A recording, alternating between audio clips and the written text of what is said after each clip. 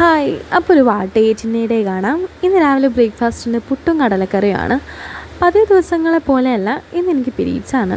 Second day ആണ്. നല്ല ബ്ലീഡിങ്ങും mood സ്വിങ്സും എല്ലാം ഉണ്ട്. അപ്പോഴാണ് ടി വിയിൽ CID മൂസ കണ്ടത്. സോ അത് കണ്ടിരുന്നു. ചൂടുവെള്ളം ഇടയ്ക്കിടയ്ക്ക് കുടിച്ചു കൊടുക്കുന്നുണ്ടായിരുന്നു. അതേപോലെ ഒരു കഷ്ണം ചോക്ലേറ്റും കഴിച്ചു. ഫ്രിഡ്ജിൽ ഗാലക്സി ഇരിക്കുന്നത് കണ്ടു. എനിക്കിത് വലിയ താല്പര്യമൊന്നുമില്ല, പക്ഷേ ഈ ടൈമിൽ കുറച്ച് ചോക്ലേറ്റ് കഴിച്ച് കഴിഞ്ഞാൽ ഒരു സമാധാനമാണ്. ഉച്ചയ്ക്ക് അമ്മ നല്ല നെയ്ച്ചോറും ചിക്കൻ കറി ഉണ്ടാക്കി. എനിക്ക് ഭയങ്കര ഇഷ്ടമാണ് ഈ കോമ്പിനേഷൻ. ഞാൻ അതൊക്കെ കഴിച്ചു.